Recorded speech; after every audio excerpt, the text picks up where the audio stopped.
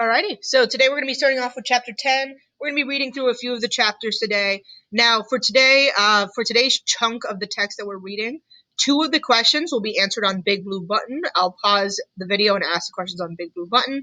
The last question that everyone's going to answer will be on Canvas. It'll ask you to just write a summary of the text so far as we've read it from chapters 1 to whatever we finished today. As always, if you don't choose to answer the questions on Big Blue Button, you're responsible for all of them on Canvas. If you answer them on Big Blue Button, you are not responsible for those questions on the Canvas assignment itself. So I'll explain it a bit more in class, but yeah. Alrighty, so chapter 10. Sometimes I sing to myself in my head, something lugubrious, mournful, Presbyterian. Amazing grace, how sweet the sound, could save a wretch like me, who once was lost, but now am found, was bound, but now I'm free. I don't know if the words are right, I can't remember. Such songs are not sung anymore in public, especially the ones that use words like free. They are considered too dangerous. They belong to outlawed sects. I feel so lonely, baby, I feel so lonely. I feel so lonely I could die. This too is outlawed. I know it from an old cassette tape of my mother's. She had a scratchy and untrustworthy machine, too, that could still play such things. She used to put the tape on when her friends came over and they'd had a few drinks. I don't sing like this often. It makes my throat hurt. There isn't much music in this house except for what we hear on TV. Sometimes Rita will hum while kneading or peeling, a wordless humming, tuneless, unfathomable, and sometimes from the front sitting room there'll be the thin sound of Serena's voice, from a disc made long ago and played now with the volume low, so she won't be caught listening as she sits there knitting, remembering her own former and now amputated glory. Hallelujah. It's warm for the time of year. Houses like this heat up in the sun. There's not enough insulation. Around me the air is stagnant. Despite the low current, the breath coming in past the curtains. I'd like to be able to open the window as wide as it would go. Soon we'll be allowed to change into the summer dresses. The summer dresses are unpacked and hanging in the closet, two of them pure cotton, which is better than the synthetics like the cheaper ones, though even so, when it's muggy in July and August, you sweat inside them. No worry about sunburn, though, said Aunt Lydia. The spectacles women used to make of themselves, oiling themselves like a roast meat on a spit, and bare backs and shoulders on the street, in public, and legs, not even stockings on them. No wonder those things used to happen. Things. The word she used whatever it stood for was too distasteful or filthy or horrible to pass her lips.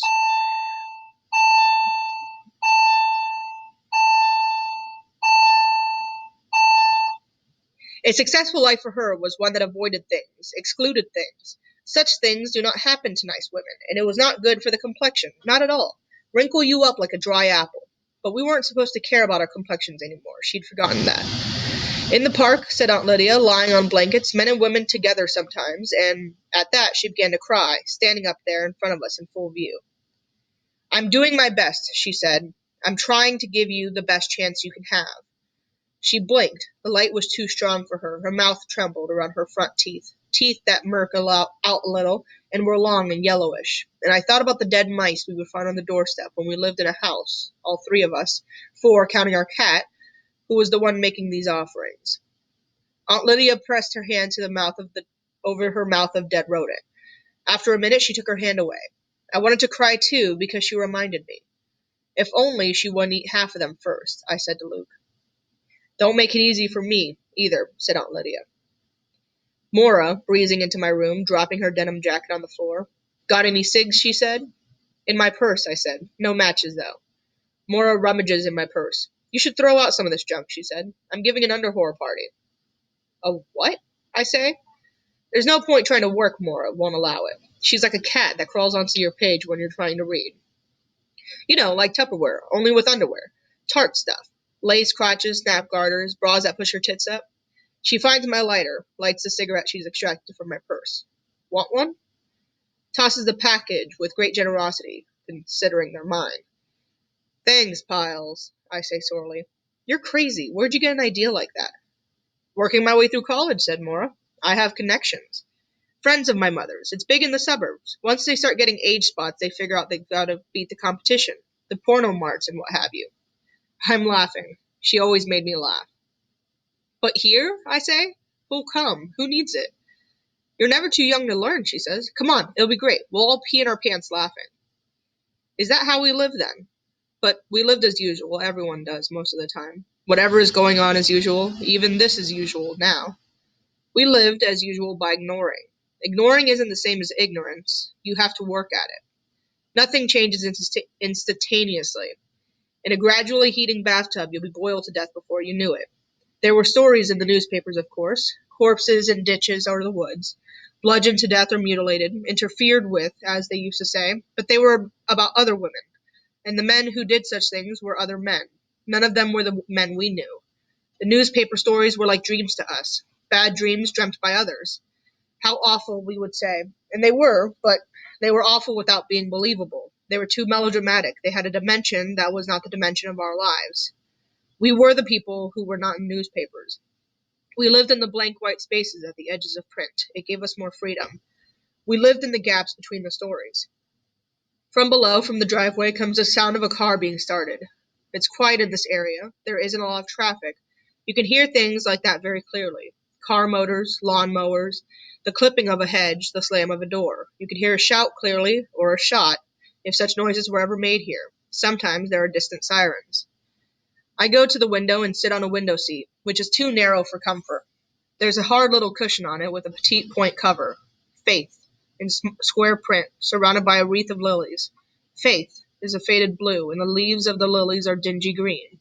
This is a cushion that once used elsewhere, worn but not enough to throw out. Somehow it's been overlooked.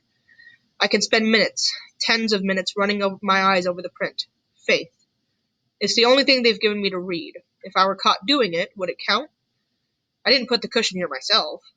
The motor turns and I lean forward, pulling the white curtain across my face like a veil. It's semi-sheer, I can see through it. If I press my forehead against the glass and look down, I can see the back half of the whirlwind. Nobody is there, but as I watch, I see Nick come out the back door of the car, open it, stand stiffly beside it. His cap is straight now, and his sleeves are rolled down and buttoned. I can't see his face because I'm looking down on him. Now the commander is coming out. I glimpse him only for an instant, foreshortened, walking to the car. He doesn't have his hat on, so it's not a formal event he's going to. His hair is gray. Silver, you might call it if you were being kind. I don't feel like being kind. The one before this was bald, so I guess he's an improvement. If I could spit out the window or throw something, the cushion for instance, I might be able to hit him. Mora and I, with paper bags filled with water bombs they would call them. Leaning my head out the dorm window, dropping them on the heads of boys below. It was Mora's idea. What were they trying to do? Climb a ladder for something, for our underwear. That dormitory had once been coeducational. There were still urinals in one of the washrooms of our floor, but by the time I got there, they'd put things back the way they were. The commander stoops, gets into the car, and disappears. Nick shuts the door. A moment later, the car moves backwards, down the driveway, and onto the street, vanishes behind the hedge. I ought to feel hatred for this man. I know I ought to feel it, but it isn't what I do feel. What I feel is more complicated than that. I don't know what to call it. It isn't love. Chapter 11. Yesterday morning I went to the doctor. Was taken by a guardian, one of those with the red armbands who are in charge of such things. We rode in a red car, him in the front, me in the back. No twin went with me. On these occasions I'm solitaire. I'm taken to the doctors once a month for tests. Urine, hormones, cancer smear, blood tests, the same as before, except that now it's obligatory. The doctor's office is in the modern office building. We ride up in the elevator, silently, the guardian facing me. In the black, mirror wall of the elevator, I can see the back of his head. At the office itself, I go in. He waits outside in the hall with the other guardians, on one of the chairs placed there for that purpose. Inside the waiting room, there are other women, 3 of them, in red. This doctor is a specialist. Covertly, we regard each other, sizing up each other's bellies. Is anyone lucky? The nurse records our names and the numbers from our passes on the CompuDoc, to see if we are who we are supposed to be. He's 6 feet tall, about 40, a diagonal scar across his cheek. He sits typing, his hands too big for the keyboard, still wearing his pistol in the shoulder holster. When I'm called, I go through the door into the inner room. It's white, featureless, like an outer one except for the folding screen. Red cloth stretched on a frame, a gold eye painted on it, with a snake-twined sword straight upright beneath it, like a sort of handle. The snakes and the sword are bits of broken symbolism left from the time before. After I fill the small bottle left ready for me in the low of the washroom, I take off my clothes, behind the screen, and leave them folded on the chair. When I'm naked, I lie down on the examination table, on the sheet of chilly, crackling disposable paper. I pull the second sheet, the cloth one, up over my body. At neck level, there's another sheet, suspended from the ceiling. It intersects me so that the doctor will never see my face. He deals with the torso only. When I'm arranged, I reach out my hand, fumble for the small lever at the right side of the table, and pull it back. Somewhere else, a bell rings, unheard by me. After a minute, the door opens, footsteps come in, there is breathing. He isn't supposed to speak to me except when absolutely necessary, but this doctor is talkative. "How are we getting along?" he says, some tick of speech from the other time. The shift is lifted from my skin. A draft pimples me. A cold finger, rubber-clad in jelly, slides into me. I am poked and prodded. The finger retreats, enters otherwise, withdraws. "Nothing wrong with you," the doctor says, as if to himself. "Any pain, honey?" He calls me honey. "No," I say.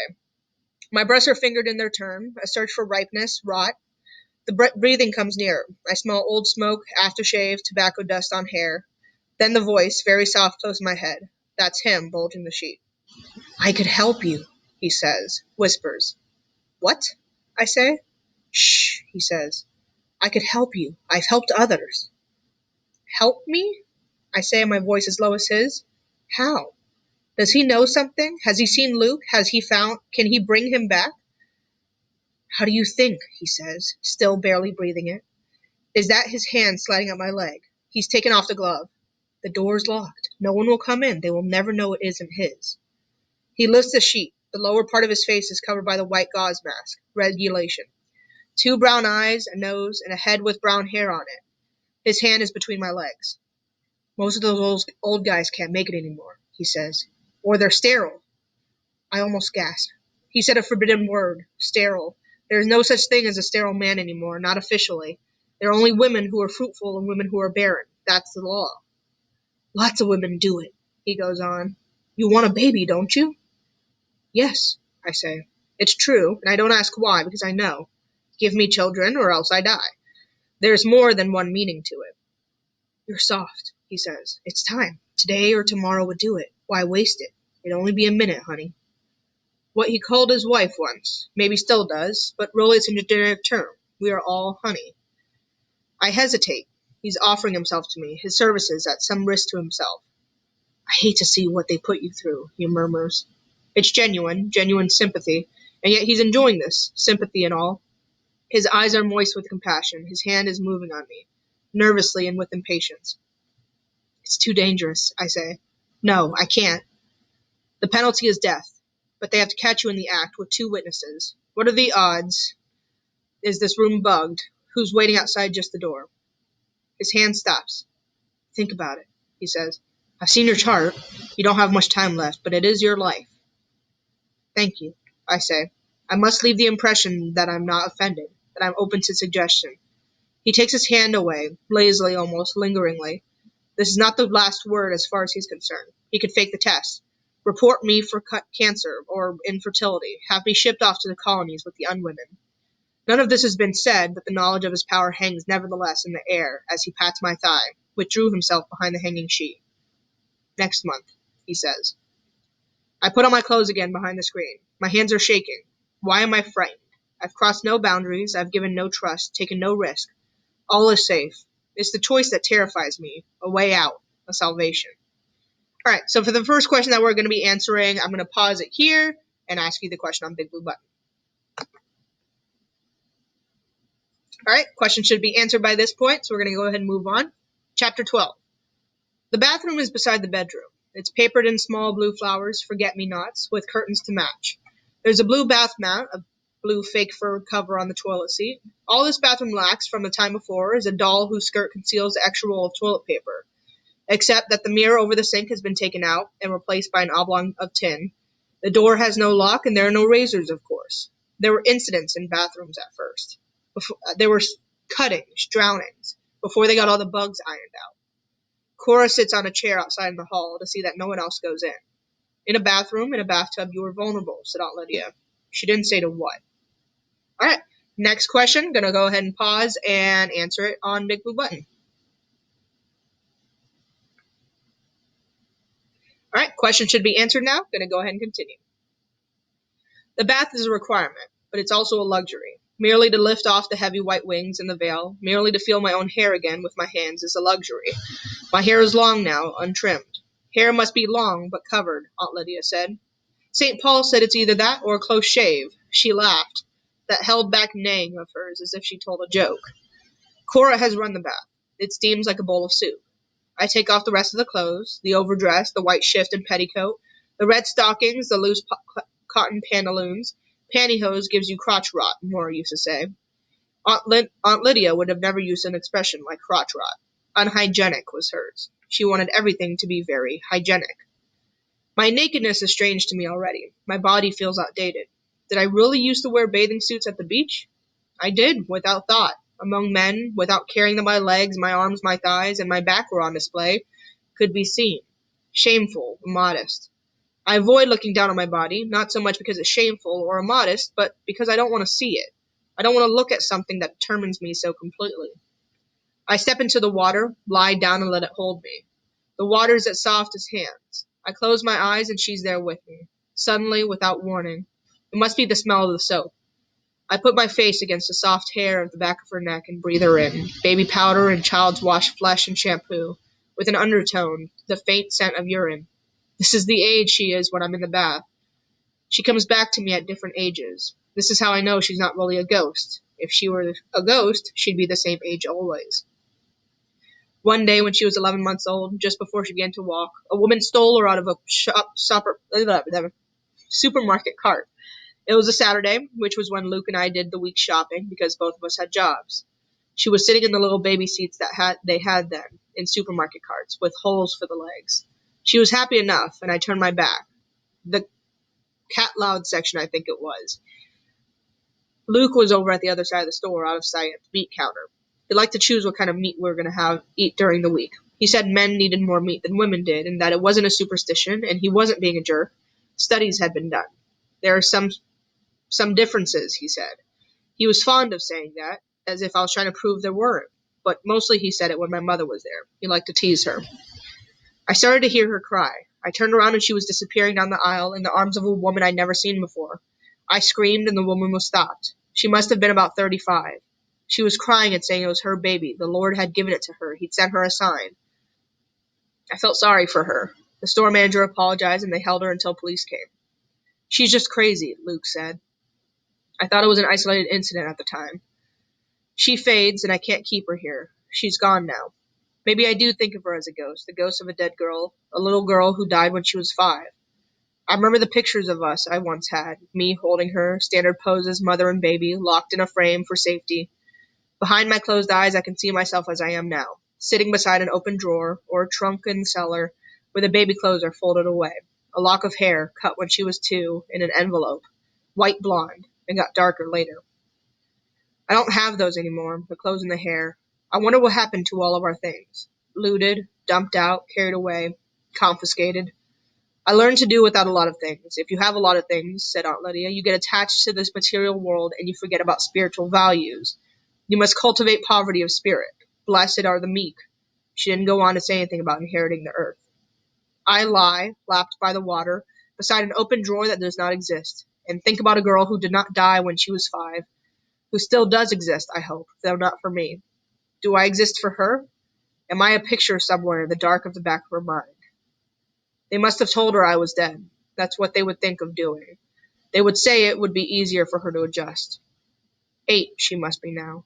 I filled in the time I lost. I know how much there's been. They were right.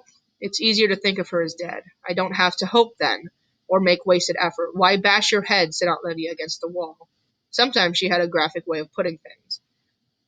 I ain't got all day, says Cora's voice outside the door. It's true, she hasn't.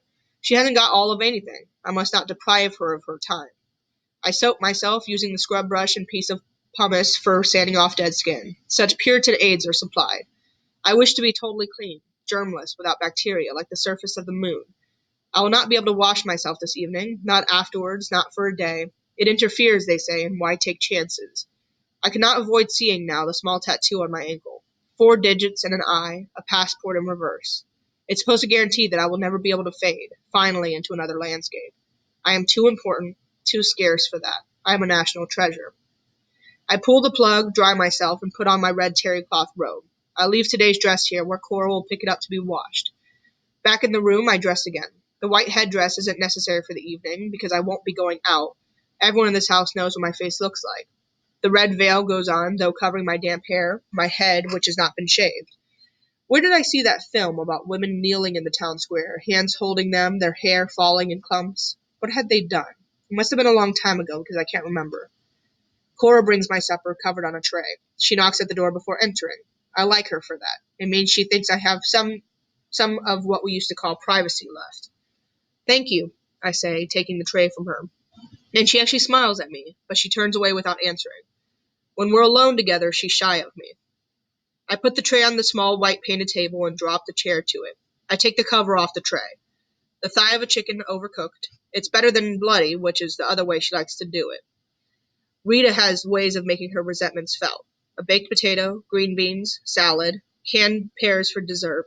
It's good enough food, though bland. Healthy food. You have to get your vitamins and minerals, said Aunt Lydia coyly. You must be a worthy vessel. No coffee or tea, though, no alcohol. Studies have been done. There's a paper napkin, as in cafeterias. I think of the others, those without. This is the heartland here. I'm leading a pampered life. May the Lord make us truly grateful, said Aunt Lydia. Or was it thankful? And I start to eat the food. I'm not hungry tonight. I feel sick to my stomach, but there's no place to put the food, no potted plants, and I won't chance the toilet. I'm too nervous, that's what it is. Could I leave it on the plate and ask Cora not to report me? I chew and swallow, feeling the sweat come out. In my stomach, the food balls itself together, a handful of damp cardboard squeezed. Downstairs in the dining room, there will be candles on the large mahogany table. A white cloth, silver, flowers, wine glasses with wine in them. There'll be the clink of knives against china, a clink as she sets down her fork with a barely audible sigh, leaving half of the contents of her plate untouched. Possibly she will say that she has no appetite. Possibly she won't say anything. If she says something, does he comment? If she doesn't say anything, does he notice? I wonder how she manages to get herself noticed. I think it must be hard. There is a pat of butter on the side of the plate.